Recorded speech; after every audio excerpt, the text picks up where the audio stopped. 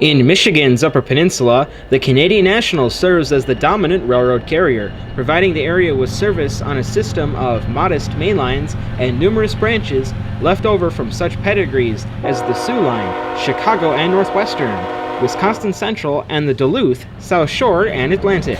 As has always been the case for this region, forestry and mining are the two core industries. In this episode, we'll see that the L540 is no exception.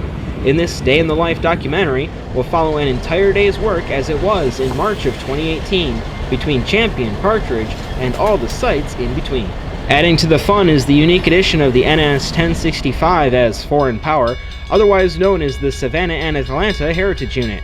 Far removed from its namesake road, it joins the BNSF GE-Evolution Series engine, trundling around the light branchline rails of Michigan's Marquette Iron Range. This is CN Serves the North, featuring a day in the life of the L540, an edition of pure Michigan trains, and presented by the Thornapple River Rail Series.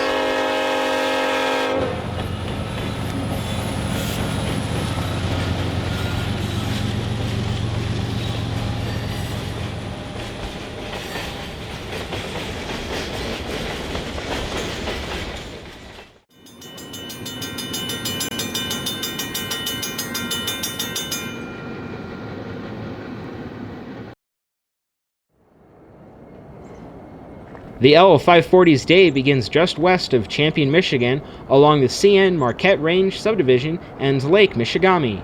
Our first look is just under 2 miles into their journey, which started at the Peshekee Woodyard and now crosses the river of the same name.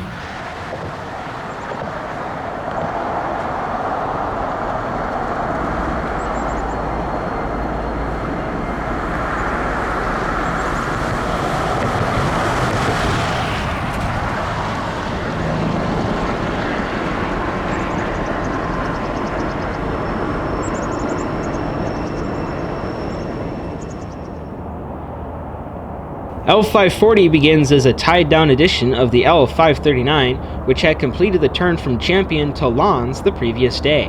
The L540 completes the cycle by running from here in Champion to Partridge, interchanging traffic with trains based out of Escanaba. This series of turns serves the line well, providing regular service with a light operational footprint. In Champion itself, the line crosses US Highway 41, the main route between Marquette and the Copper Country. It can be a challenge to get motorists barreling along at 65 miles an hour to yield, but today there's only one driver who decides to play chicken.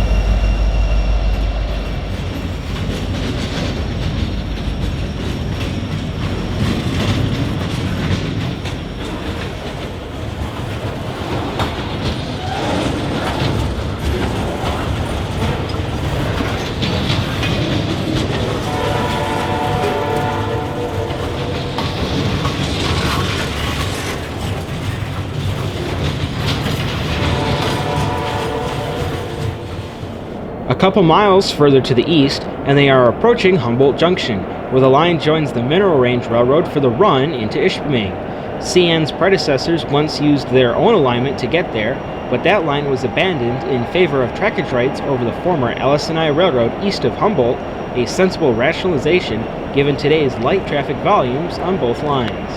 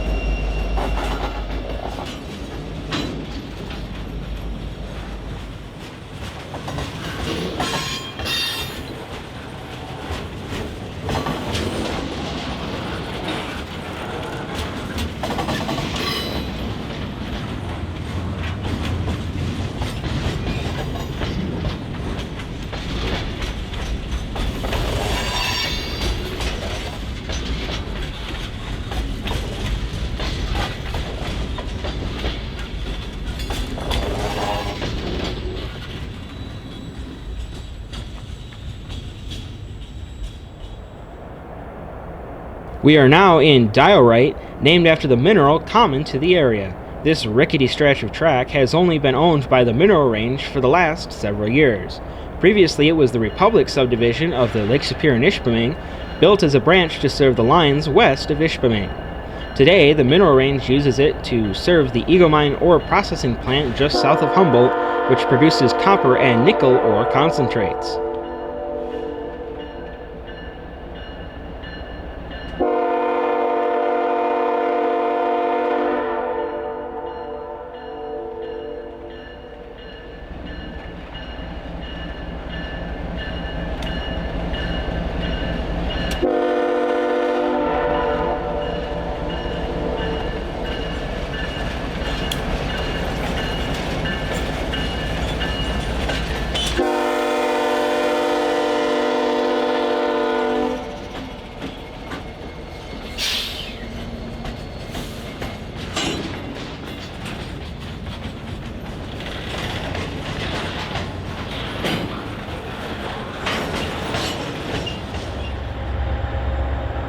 The large power assigned to this run is thanks to the steep grade east of Lawns, which passes through a very remote area, not exactly the place anyone wants to risk stalling out. Here at North Lake, though, the gradient is much more modest, but still enough to give the motors at least a fleeting chance at some additional throttle input.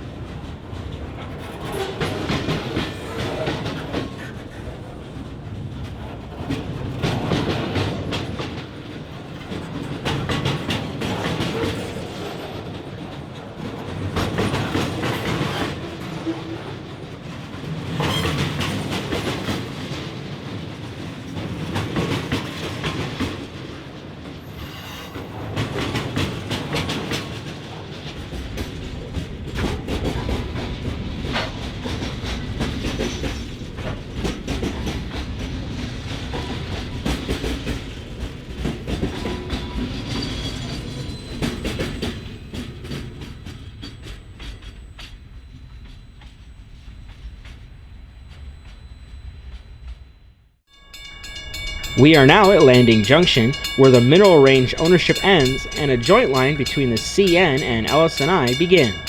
Up until this point, the train had consisted entirely of traffic originated at Lawns, but they'll enter the yard here to make a pair of pickups from the mineral range, a complicated arrangement that we will discuss more about shortly.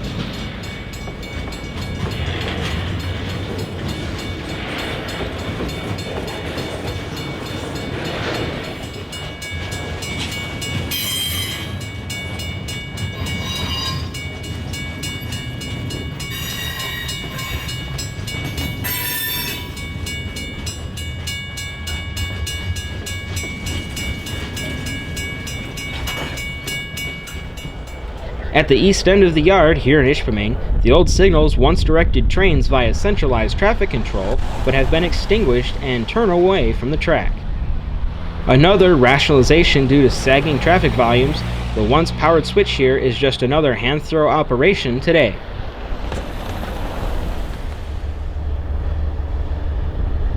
With a few handbrakes set to hold their existing train, the crew heads back into the yard to pick up traffic the mineral range has brought in from the Eagle Mine in the form of 6 loaded copper and nickel concentrate gongs.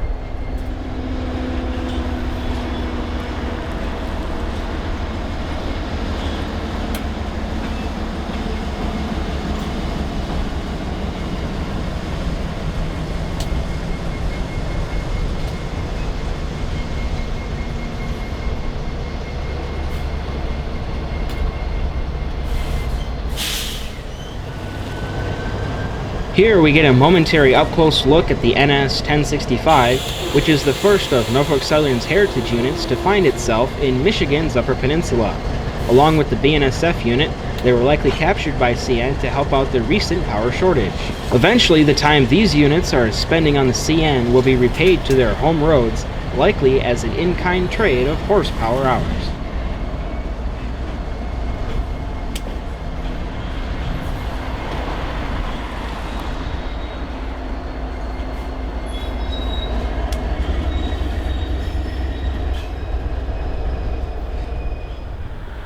The L540's next moves are to work the other mineral range interchange at Winthrop Junction. After shoving through the yard, they pop out at Landing Junction, but this time heading south towards National Mine.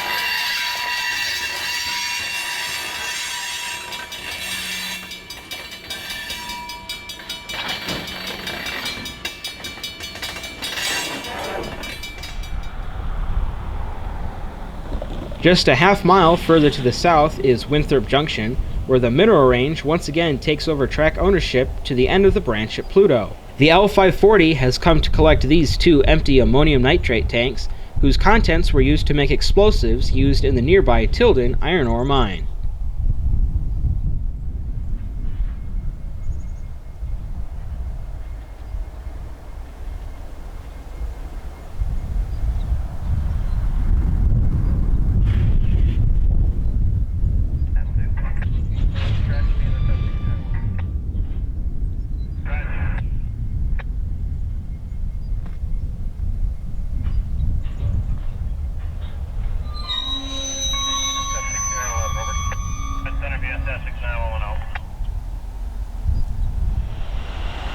With the two empties successfully added to their consist, the crew takes the train back on around to the yard in Ishpeming to put everything back together for the run to Partridge.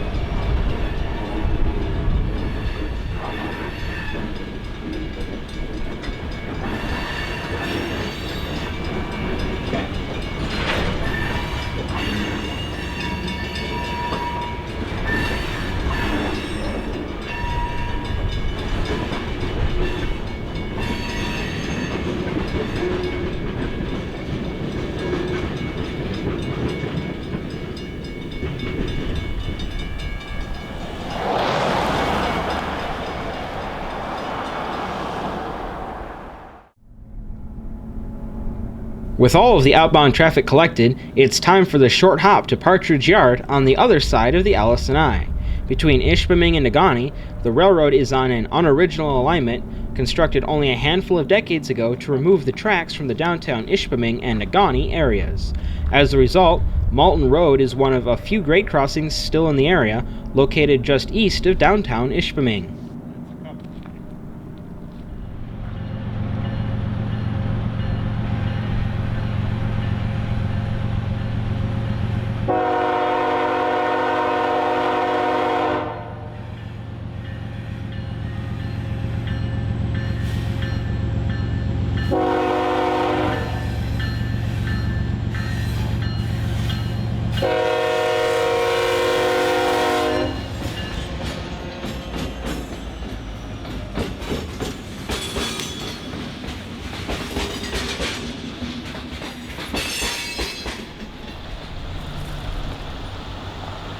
At Negaunee, LS&I Junction marked the point where the iron ore road met the CN's alignment onto the joint line to Ishpeming. However, like we saw between Ishpeming and Humboldt, the railroads have chosen to consolidate even further, with the LS&I rails removed in favor of the CN alignment headed eastward.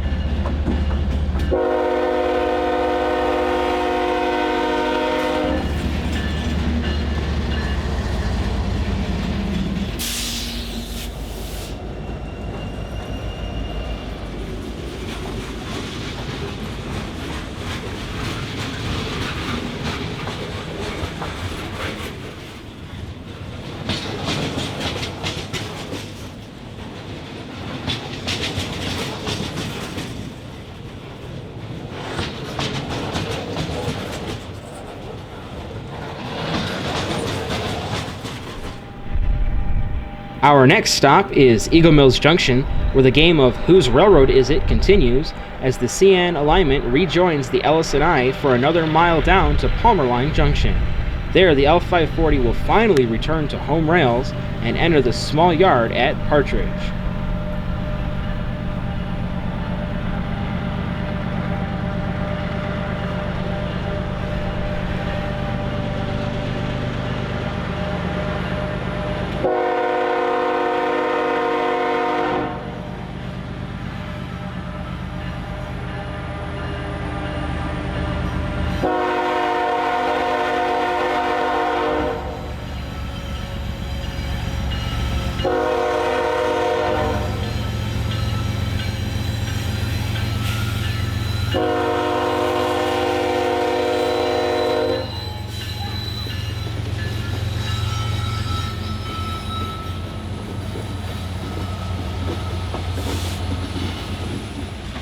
While the vast majority of the old LS&I CTC system has been deactivated, the main line from Eagle Mills Junction to the Empire Mine is still under signal control, thanks to the relative abundance of CN and LS&I movements in the area, with up to 20 trains a day through this junction.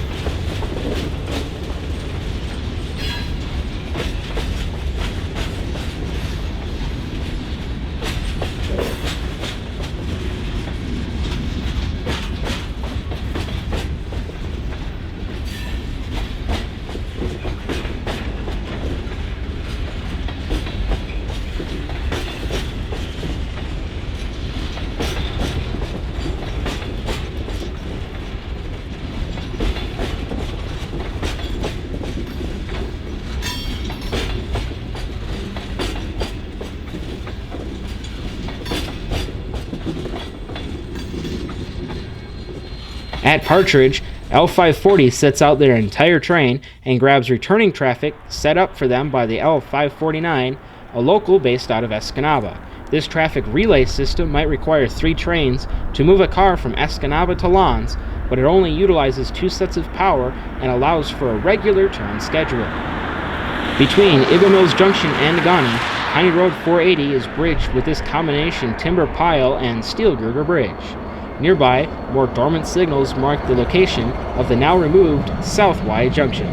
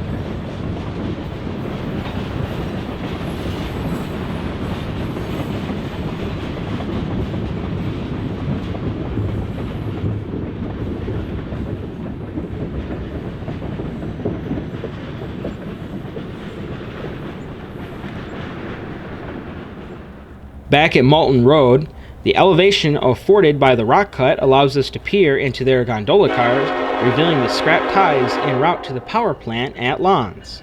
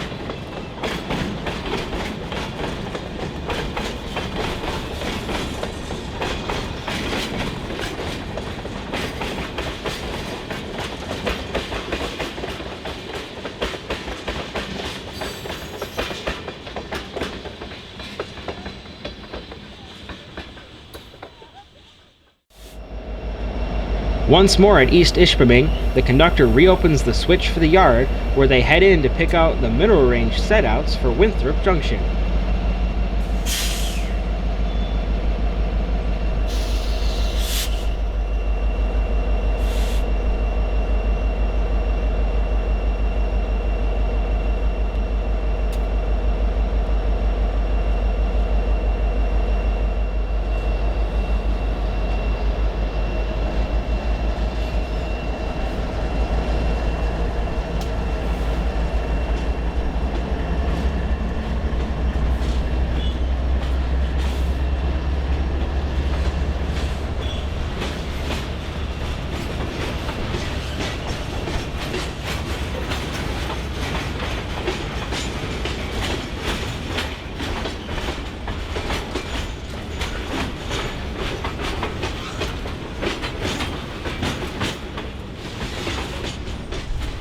With the handful of cars destined for Winthrop Junction picked out of the bunch, they head back down the branch with something like 30 horsepower per ton, a laughable excess in most terms.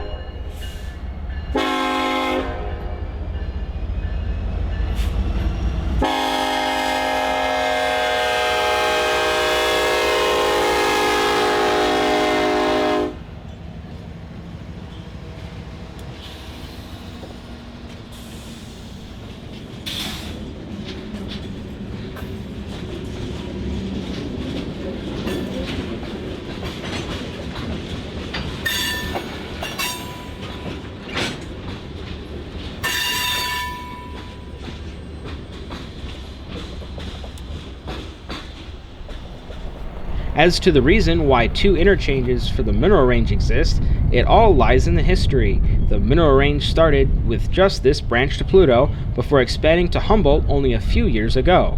when they settled on an interchange agreement for the Eagle Mine cars, they did not update the old Pluto arrangement, leaving the L540 to spot cars for the same small railroad in two places just over a mile apart.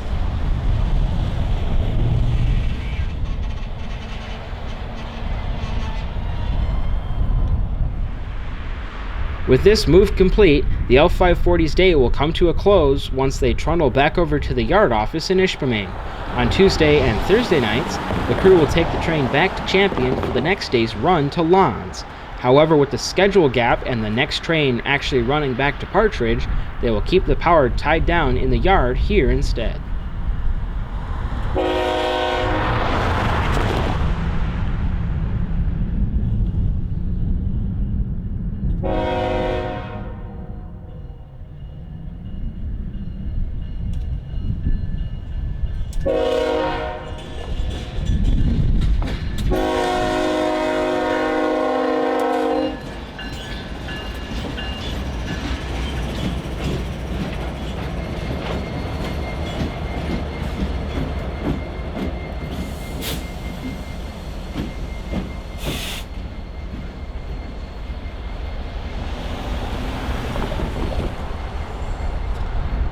Thanks for watching this Day in the Life edition of Pure Michigan Trains, presented by the Thornapple River Rail Series.